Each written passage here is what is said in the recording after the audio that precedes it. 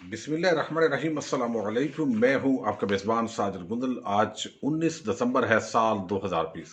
Imran Khan general Bajwa ने पूरी opposition को नॉकआउट कर दिया। मरियम ने अपने वालिद नवाज शरीफ के खिलाफ गोल कर दिया और नूर दाढ़ी ने मरियम सफदर को बड़ा चैलेंज दे दिया है। दूसरी तरफ फजल रहमान के नुमाइंदे का इसराइल जाना का इंकशाफ हुआ है। इन तमाम इशूज़ पर आज की वीडियो में हम बात करेंगे। सबसे पहले तो मैं आपको बताऊं कि फजल रहमान की हमेशा सियासत यही रही है कि वो किसी को यहूदी एजेंट बनाते हैं, किसी को कादियानी, किसी को मजहबी हवाले से कोई इल्ज़ाम लगा देते हैं और ये उनका असल खेल है। और पहले वो अमेरिका को गालियां दिया करते थे और पूरा खैबर पख्तूनख्वा के अंदर उनकी सियासत का महवर ये मजहब कार्ड और अमेरिका को गालियां देना होता था। बाद अज़ां प्राइम मिनिस्टर इमरान खान मैदान में आया और ये कार्ड उनका छिन गया। अब उनके पास कोई और वजह नहीं है, क्योंकि पूरी अपोजिशन जिस तरह ब्लेम कर रही थी इमरान खान को कि वो इसराइल को तस्लीम करने जा रहे हैं या कोई वहां पर मुशीर गया है, ये सारा बयानिया धबड़दोस्त हो चुका है। क्योंकि प्राइम मिनिस्टर इमरान खान ने तो वाजे कर ही दिया है, लेकिन दूसरी तरफ वो नूर दाढ़ी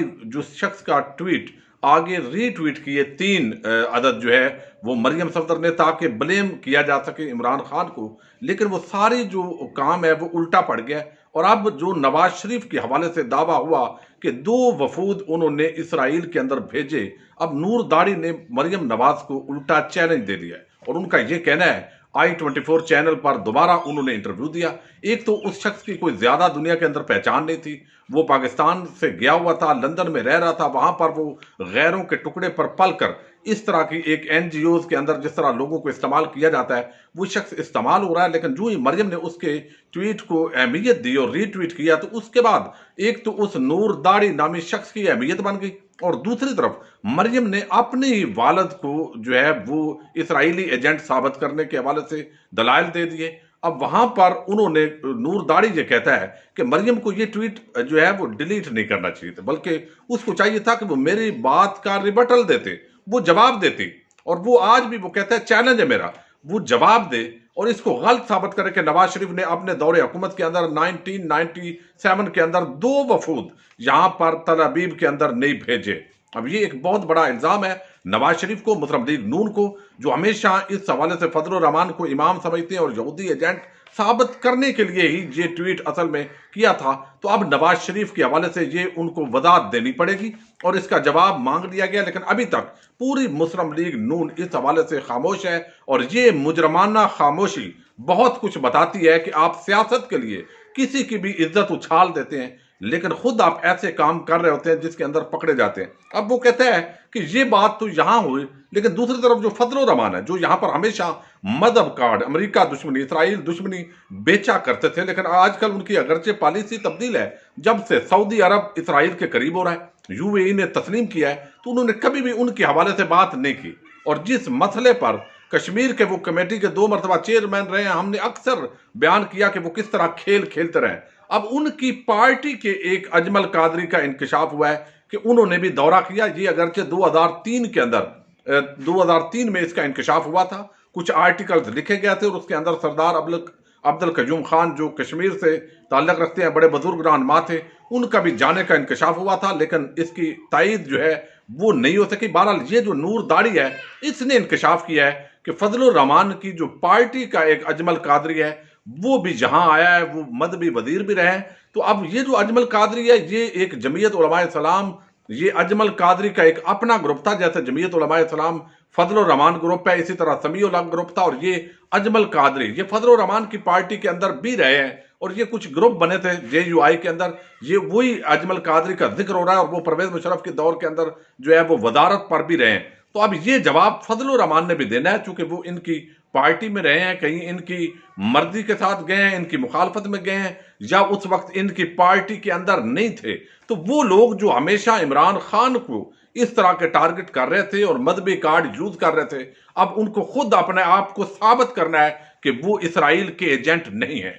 नवाज शरीफ को और मरियम को यह साबित करना है कि उन्होंने अपने वफद वहां पर इसराइल के अंदर नहीं भेजे। अब ये बातचीत बड़े इल्जामात है, अब देखते हैं इस हवाले से जवाब देते हैं या नहीं देते, क्योंकि बड़ा दौड़ कर जल्दी जल्दी इमरान खान के खिलाफ ट्वीट करना जो है वो अभी पूरी इस नून लीग को और PDM को महंगा पड़ गया। अब दूसरी तरफ हम आते हैं, प्राइम मिनिस्टर इमरान खान ने गुज़श्ता रात एक इंटरव्यू दिया اور اس انٹرویو کے اندر بہت ہی عام باتیں کی اب تک جتنی بھی اچیومنٹس ہیں حکومت کی وہ بھی سامنے رکھی ہیں، اور جس طرح اپوزیشن منفی سیاست کر رہی ہے وہ تمام ایشوز بھی رکھیں، اس لیے چند پوائنٹس آپ کے سامنے رکھنا بڑے ضروری ہیں۔ اس میں ایک تو پرائم منسٹر نے بتایا،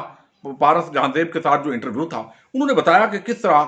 خراب معیشت تھی، اور ہمیں بھی اندازہ نہیں تھا کہ اس سطح پر خراب ہوگی۔ بہرحال ایک انتہائی درجے کی خراب، بینک کرپٹ ہو چکا تھا ملک، اس حالت کے اندر دوبارہ ہمیں دوست ممالک سے قرضہ لینا پڑا، اور سب سے میرے لیے مشکل یہ ہے کہ جب آپ مسلسل بھیک مانگتے ہیں تو پھر آپ کی خارجہ پالیسی کہاں رہتی ہے، کوئی عزت اور وقت دنیا کے اندر نہیں رہتی۔ این ناروں کے حوالے سے بھی انہوں نے بات کی کہ یہ اللہ اور اللہ کے رسول کے ساتھ جو ہے وہ بغاوت ہوگی، اور میں سمجھتا ہوں کہ ایسا نہیں ہونا چاہیے، اور میں اللہ تعالیٰ مجھے موت دے دے یہ میں کسی صورت میں قبول نہیں کروں گا، وہی ساری باتیں۔ اب اس کے اندر انہوں نے ایک تو بات کی کہ یہ لانگ مارچ جو ہے اگر کر دیں، ایک ہفتہ رہیں،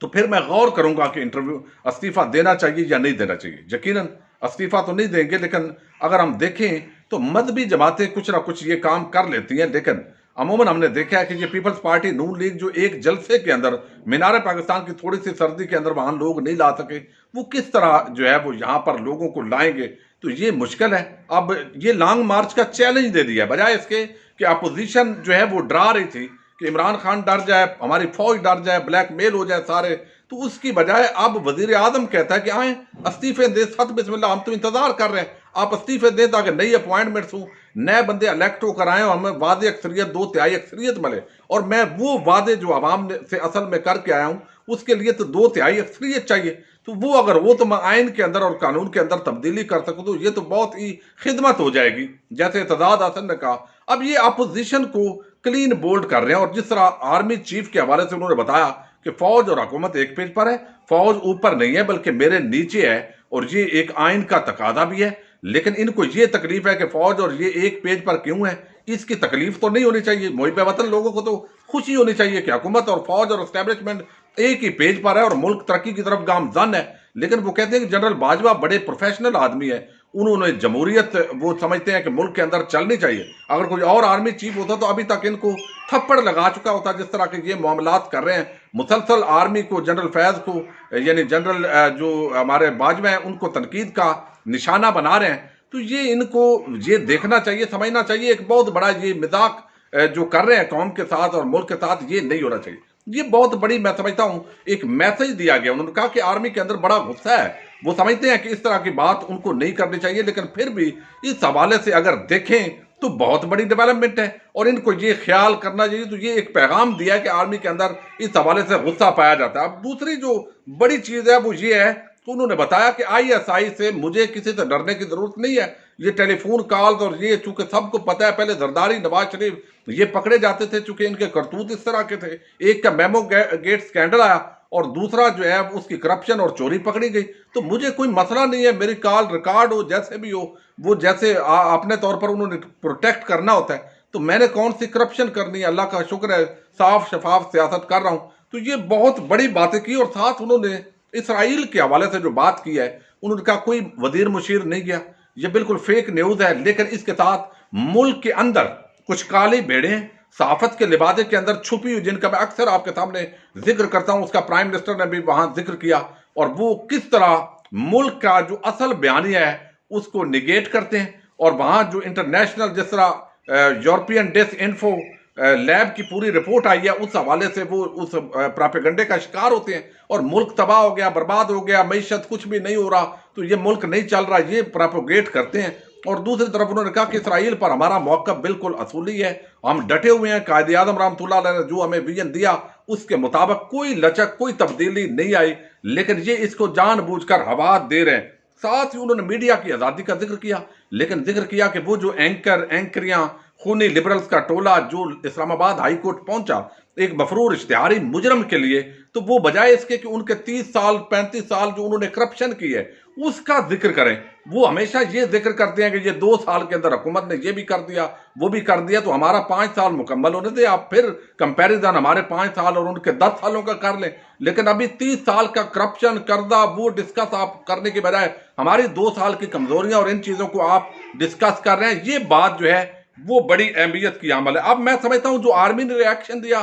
जो प्राइम मिनिस्टर इमरान खान जिस तरह कह रहे हैं सत बिस्मिल्लाह आए, लॉन्ग मार्च करें, इस्तीफे दें और जाएं, जो करना है, सेनेट के इंतखाबात वक्त पर होंगे और कोई भी आपकी ब्लैकमेलिंग के अंदर नहीं आएगा। तो अब ये सारी अपोजिशन उल्टी चाल चल गई है। अभी जो ज़िमनी इंतखाबात 8 नशिस्तों पर हो रहे हैं उसकी भीख मांगी जा रही है। यानी आप एक तरफ कह रहे हैं इस्तीफे देने हैं, दूसरी तरफ आप इलेक्शन भी लड़ रहे हैं, इलेक्टोरल कॉलेज पूरा करना चाहते हैं। तो ये इस वक्त पूरा यू टर्न से यू टर्न हो रहा है। आपस के अंदर वजीर आजम ने कहा कि इनकी आपस में इतफाक भी नहीं है और कुछ सारे लोग रिजाइन भी नहीं करेंगे। ये बात वही है जो मैं आपको अक्सर कह रहा हूं। तो ये कुछ बहुत ही अच्छी जो है वो खबरें हैं इस हवाले से। और जितना कॉन्फिडेंस है, जो बॉडी लैंग्वेज है प्राइम मिनिस्टर इमरान खान की, ऐसे लगता है कि जैसे वाकई वो, जैसे शेख रशीद कहते हैं कि ये फुल झड़ी है, ये इतना कोई बड़ा खौफ वाली बात नहीं है जो अपोजिशन करने जा रही है। यही वजह है कि अब वो यू टर्न से यू टर्न लेते जा रहे हैं और बिल आखिर फजल रहमान और मरियम की तजलील जिस तरह हो रही है और वो यकीनन मजीद परेशानी की तरफ बढ़ेंगे और मुल्क जिस तरह तरक्की की तरफ जा रहा है। इंशाल्लाह नेक्स्ट वीडियोस के अंदर इसकी डिटेल भी मैं कुछ दूंगा। अपने मेजबान साजिद गुंजर को नेक्स्ट वीडियो तक के लिए इजाजत दीजिए। अल्लाह हाफिज।